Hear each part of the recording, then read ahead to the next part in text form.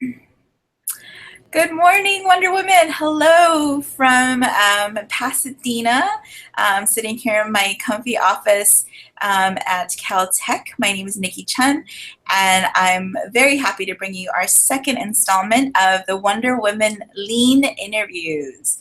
And I'm here this morning with DeEnna Wisdom Holohan, who is the Director of College Counseling at the Notre Dame School. Shout out to Notre Dame! Whoop, whoop.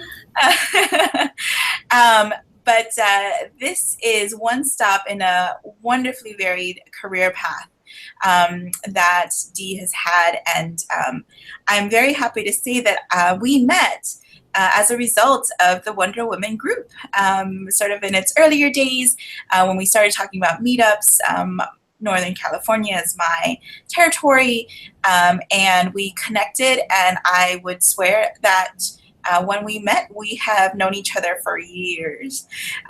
So when I thought about other women that I thought it would be really wonderful to bring to the forefront, she is definitely been on my short list, not only for her very career path, but I think that she has some really wonderful wisdom and tidbits to share about leadership and mentorship, as well as other great advice for those of us at any points in our career. So without further ado, I'm going to go ahead and ask DeEnna to introduce herself and talk to us about this path that she has had.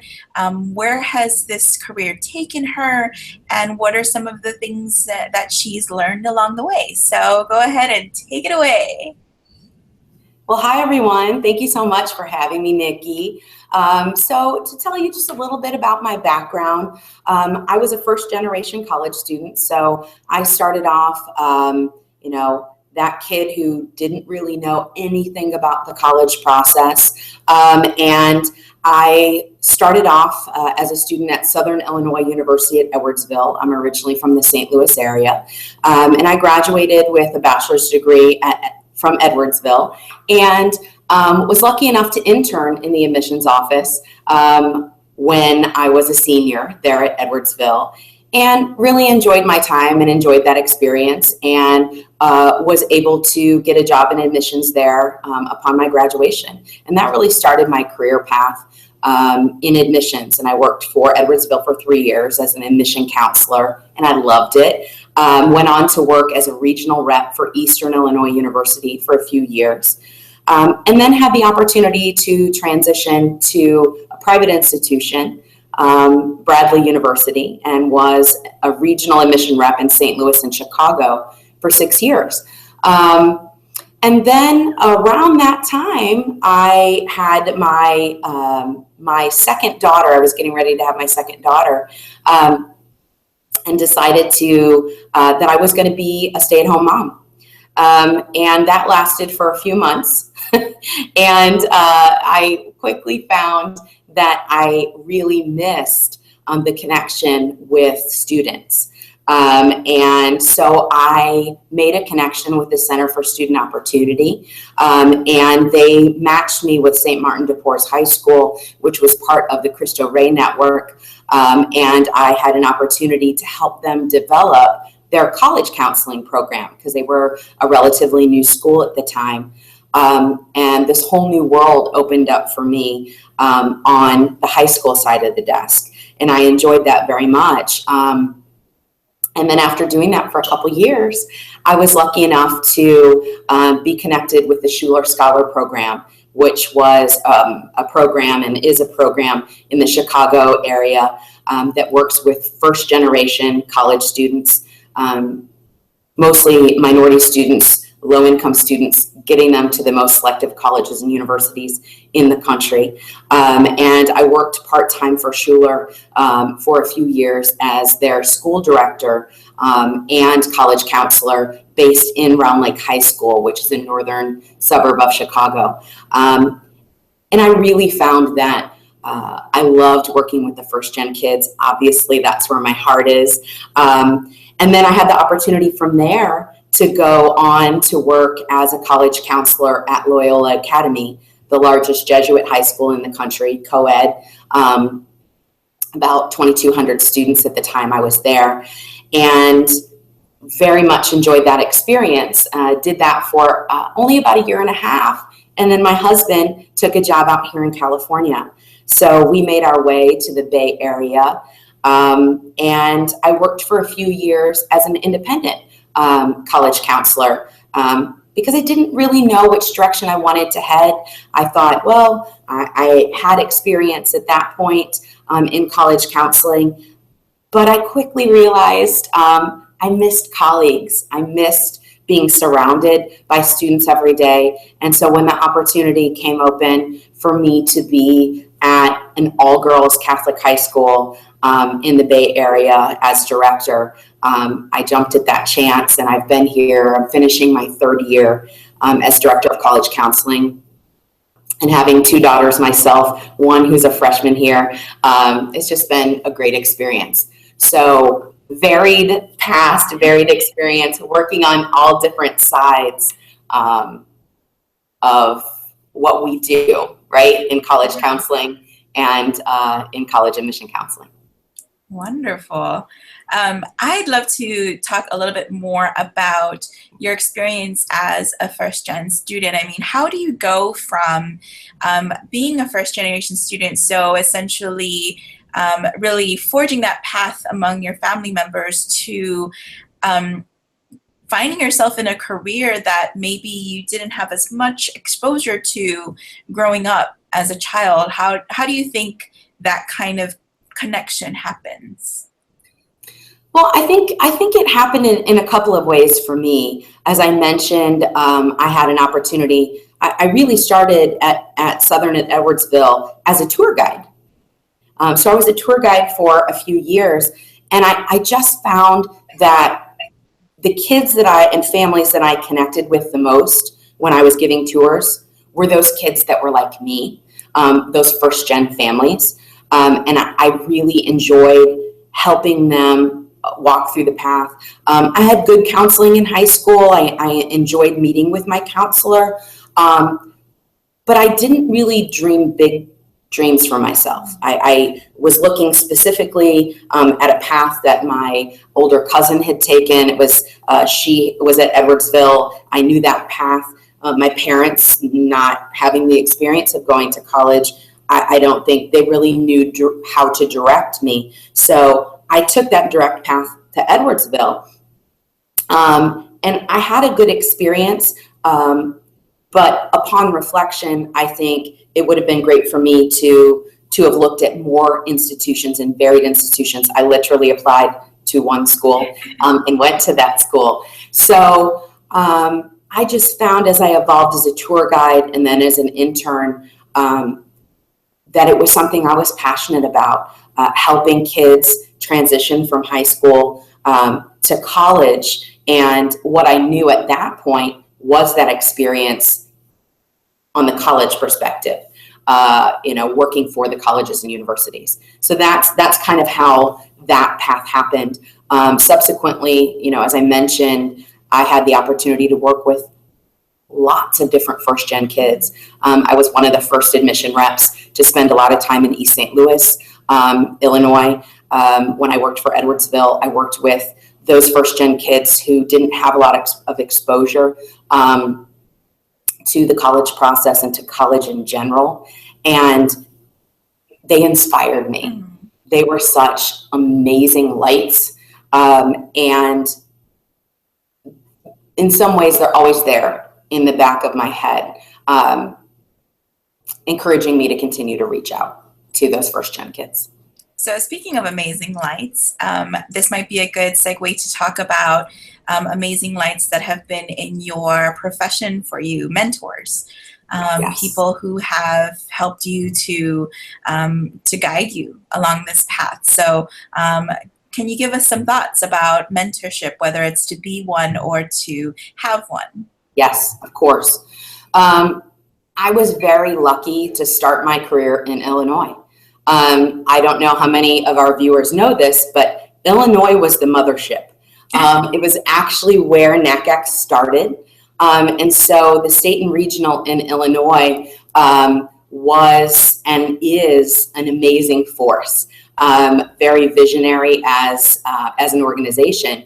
And they started a fantastic mentorship program that I was a part of right from my varied career when I started in college counseling in 1993. So I was matched up with a number of mentors to begin with. And then organically, my first really strong mentor happened because I was a young punk. So I was selected to be on a committee that was reporting to the board in Illinois. And I remember being at the meeting and I was supposed to report on something, and I made an offhanded comment about not being able to connect with someone and on the board committee. And subsequently, after I got home a few days later, I received an email from the person that I had made a comment about not being able to connect with her on information. And she called me out. And that was Miss Sue Beamer, who just retired last year as the executive director, as the college counselor at Adelaide Stevenson High School after an amazing career. And she went on to become my mentor. And she's still my mentor to this day. She's guided me and directed me and supported me, both when I was on the college side of the desk, telling me ways that I could connect with her students and the things that I should be listening for, instead of just coming into the school with my bag of tricks and conveying what I needed to tell them, helping me understand the questions I needed to ask. And then once I switched to the high school side of the desk, she just became an immense support for me. And then I've also been very lucky when I worked for the CBO that I worked for the Schuler Scholar Program to have Candace Browdy, who was the executive director for that organization when I was there, and transitioning out from being a stay-at-home mom to being back in the workplace, and telling me pretty much on a daily basis, look, you can do this. It's hard to balance all of these things. But I know you are an awesome person, and I know you are smart, basically just being my cheerleader. And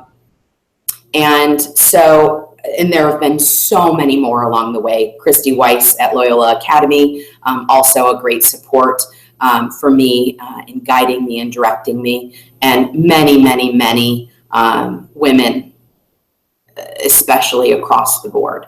I feel very lucky that has been my path and that I've been supported along the way. And I kind of feel like now it's my job and my mission to support other women who do what I've done or what I'm doing, to help them and guide them and be their cheerleaders through this process.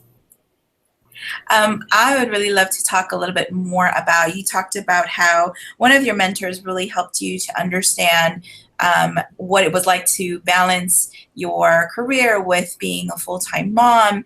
Can we talk about the intersection of your different identities as an employee, a mother, a wife, and what other identities do you find yourself having to balance?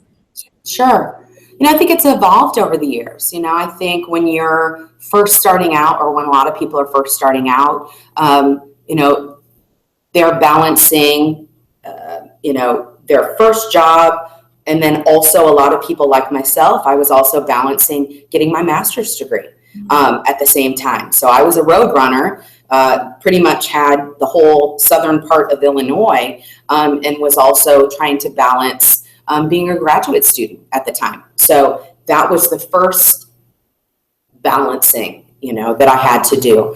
And then I evolved into having to figure out how to balance being that wife or having that spouse, and balancing that time. Whether we are on the college side of the desk or the high school side of the desk, this is an extremely demanding career. It's emotionally draining. It's physically draining. And I think depending on your personality type, I am an extrovert, but I find as I get older, I'm more of an introvert. So having to balance that energy that we put out on a daily basis and then interaction of coming home and balancing that relationship with a spouse. And then when you add children into the mix, having to meet their needs is amazing, awesome, and exhausting at the same time. And then I always joke now that my kids are a little bit older, I've had the opportunity to go back to also pull in other aspects of my personality and my loves that I've maybe been missing. I'm also a singer. That's what I do. And so I sing in a cover band on the weekends. And so I've finally been able over just the last year and a half or so to pull that part back in to that level of experience. But I think that can be challenging. And that's also why it's important to have those mentors around you to guide you in and support you through all of those transitions in your life. Did you have any mantras when you found that became particularly things that you sort of helped you had to say to yourself, or things that you'd have to remember actively to help pull you through some of those times? I don't know necessarily if I have a mantra that I've used specifically with myself other than just, like this too shall pass. I take everything as a learning experience. And most certainly in my life, I've had ups and I've had downs in my life and my career, just like everyone else.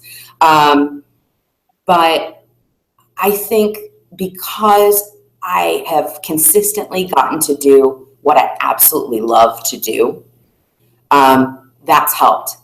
I think anybody who works in this profession, who loves this profession, we know that there are going to be those rough days. Right now in the middle of decision season, I can, in a matter of 15 minutes, go from having a kid in my office who is overjoyed because she got into her top choice institution to the other side of the spectrum, a kid who's crying because they didn't. I can then get a phone call from my vice principal asking for budget information, and a parent calling me about a financial aid package. This is a varied job. And I think that it's awesome and exhausting. And I think having a lot of self-care is very important as well. So I really love that. Held multiple roles in this field. And I wonder if you had any thoughts on how, I think sometimes maybe relationships can get strained. I think that you have an understanding that not everyone does, because you've held these roles each. What are some of your thoughts that you might have on how we can, across roles, better understand each other and continue to actively support one another? Sure. I think the number one thing to remember is that we're all here for a common goal. Mm-hmm. Whether you are on the college side, whether you're on the high school side, whether you're independent, whether you're working for a CBO, we are all here for the kids. I mean, ultimately, that's the goal. Whether you're on the college side and you're needing to meet your numbers, whether you're on the high school side and you have expectations that your kids are going to get into XYZ institutions, or so many different types of schools, or whether you're an independent trying to balance everything and build your practice, or you're at a CBO and you're trying to make sure that you get the kids from graduation to matriculation to graduation again.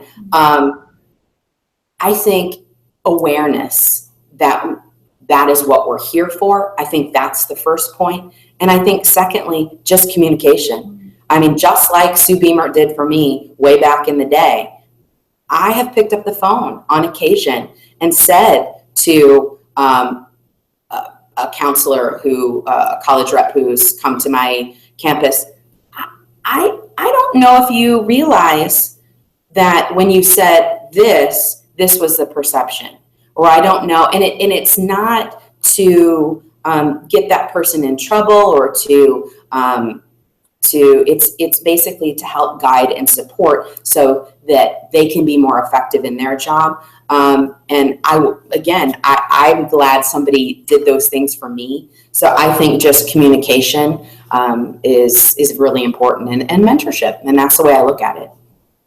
So what kind of thoughts would you have for anyone who is at a sort of crossroads in their career and trying to figure out which direction they want to go? I mean, that's one of the wonderful things I think about our field is that you can go in so many different directions and still be in that common goal.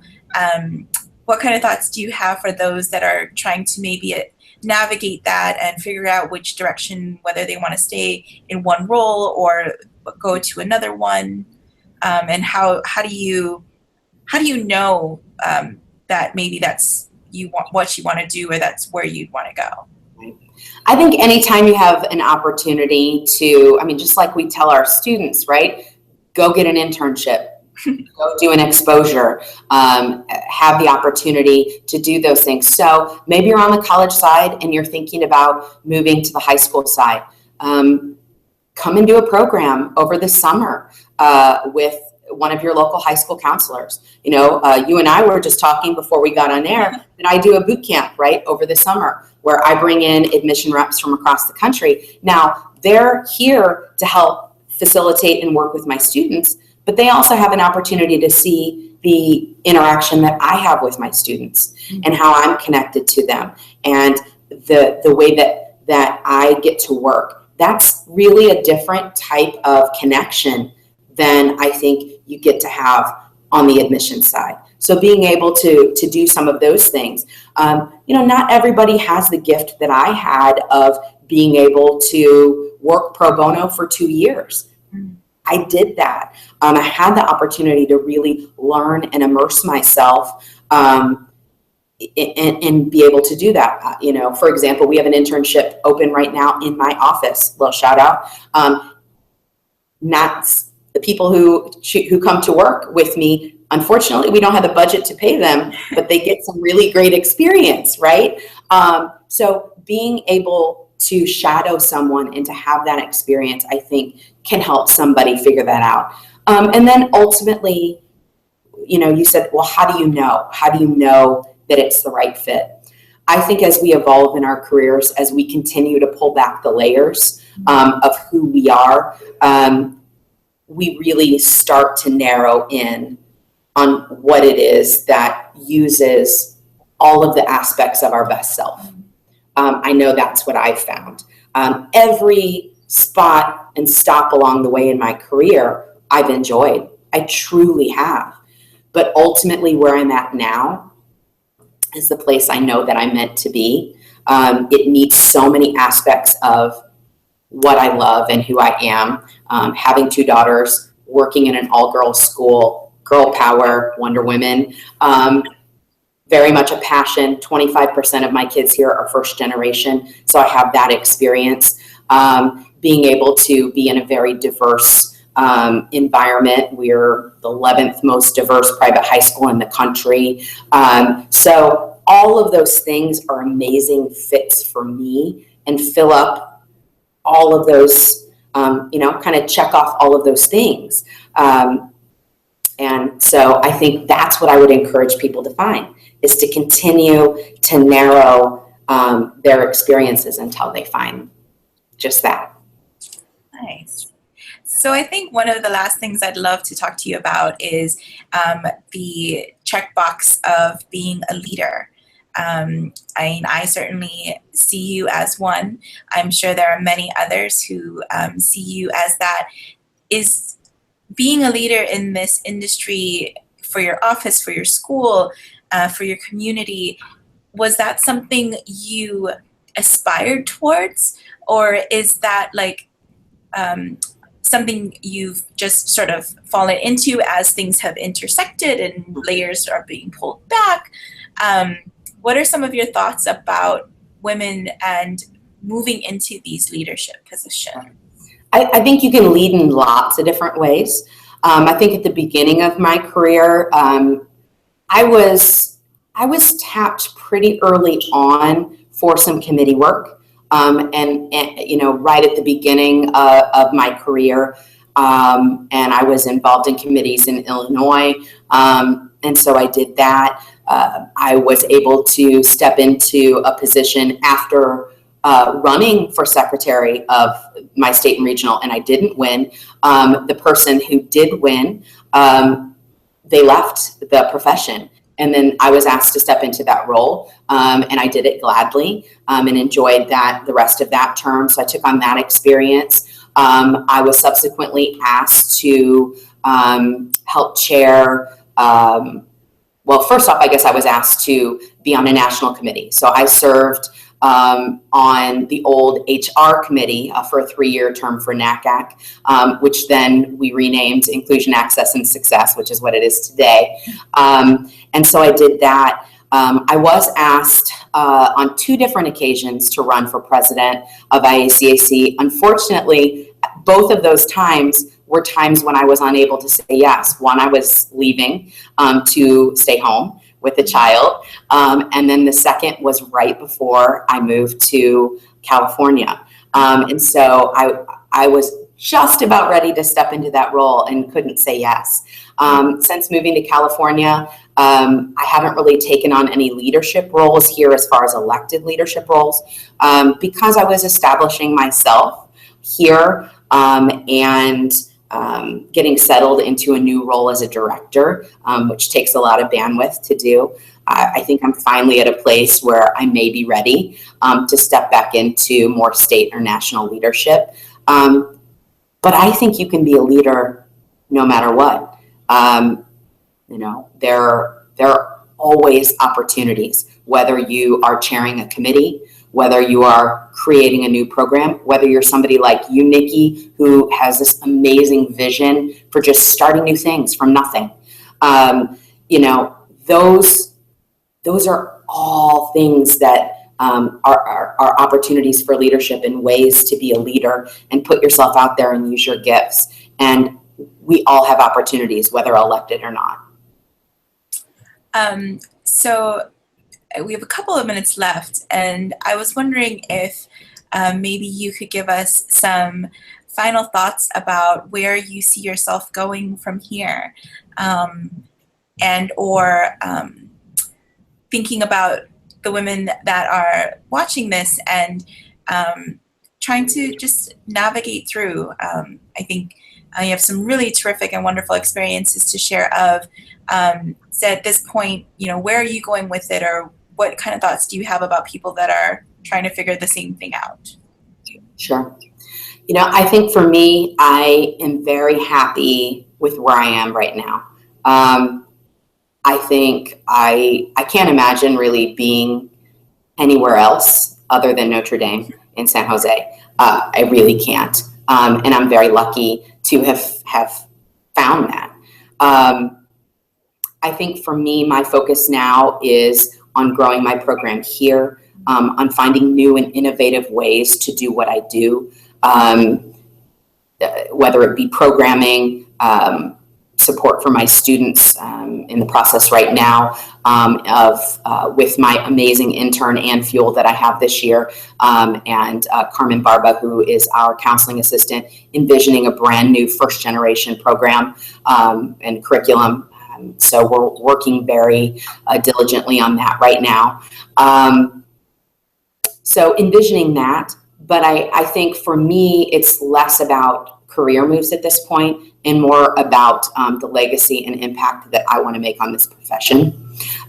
So given my varied years of experience, now it's about figuring out how to give back to those people who are now coming after, and helping them be their best selves in their profession, no matter which side of the desk they're on. And that's really where my passion is. So I guess I would encourage those that are thinking about making a move to continue to peel back the layers. Those that aren't necessarily happy doing what they're doing now, to figure out ways that they can be exposed to other things, to figure out what is that right next step. And then next, to find those mentors that surround them, that they see on a daily basis, or even if they don't, to reach out through social media, through Wonder Women, through other ways of connecting with people who do what we do, who are there to guide them and support them through it. Wow, I could not have thought of a better way to wrap up this interview than to talk about legacy and what it is that we're leaving behind. So I thank you, DeEnna, for giving your time with us and for being the second in this installment. I'm very excited that we got to have this conversation, and I hope that other women will find it as inspiring as I did. I think this is like the best way to start my Monday. Awesome. So thank you very, very much again to you and to everyone who has helped you get to this point. We all owe you a lot for giving us such a wonderful gift in my friend here. And to all the other Wonder Women, I hope that you have a great rest of your spring. Let your cape fly free. We're almost there. We're gonna make it, because we're going to do it together.